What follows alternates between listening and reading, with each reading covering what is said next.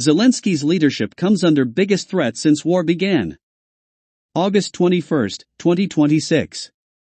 Ukraine's ousted defense minister, Mikhailo Fedorov, has launched the most serious challenge to President Volodymyr Zelensky's political authority since Russia's full-scale invasion, calling for wartime elections and warning that Ukrainian democracy is under threat. In a 10-minute video address, Fedorov sharply criticized the government for corruption, excessive bureaucracy, cronyism, and a lack of democratic accountability. His speech, delivered in the same direct-to-camera style as Zelensky's wartime addresses, is being interpreted in Kyiv as a possible opening move toward a presidential campaign. Ukraine has been under martial law since Russia's 2022 invasion, making elections legally impossible.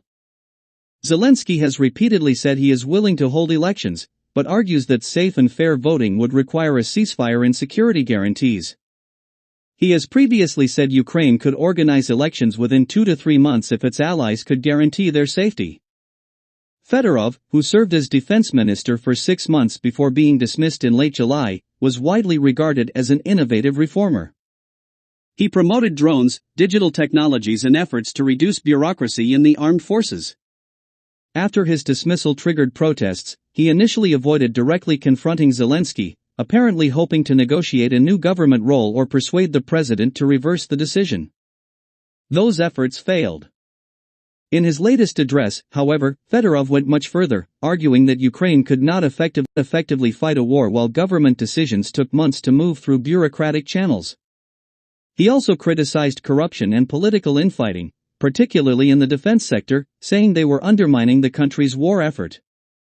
His intervention came as Zelensky faced fresh pressure from an expanding anti-corruption investigation. Ukraine's National Anti-Corruption Bureau, NABU, raided the home of Presidential Deputy Chief of Staff Irina Madra as part of an investigation into alleged corruption in the energy sector. Hours later, Zelensky dismissed her without giving a reason.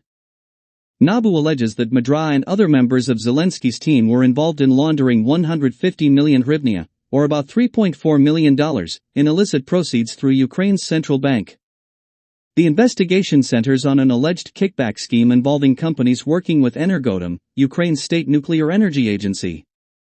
Former Energy Minister Herman Halashchenko, a Zelensky ally, has denied wrongdoing. The case has already implicated Zelensky's former chief of staff and a deputy prime minister. Political analysts believe Fedorov is attempting to capitalize on growing public frustration with corruption and the government's handling of the war. His emergence comes as Zelensky's approval ratings have weakened and rare anti-government protests have exposed increasing dissatisfaction. Kyiv analyst Volodymyr Fesenko said Fedorov appeared ready to become an opposition leader and could attract dissatisfied officials within Zelensky's political circle. His former government credentials could give him credibility among both officials and voters seeking an alternative. Not everyone expects his challenge to succeed. An opposition lawmaker said Fedorov had shaken the political establishment but was unlikely to generate widespread support because Parliament had already approved Zelensky's new defense minister and had little appetite for further instability. Nevertheless, Fedorov's intervention marks a significant new development in Ukraine's wartime politics.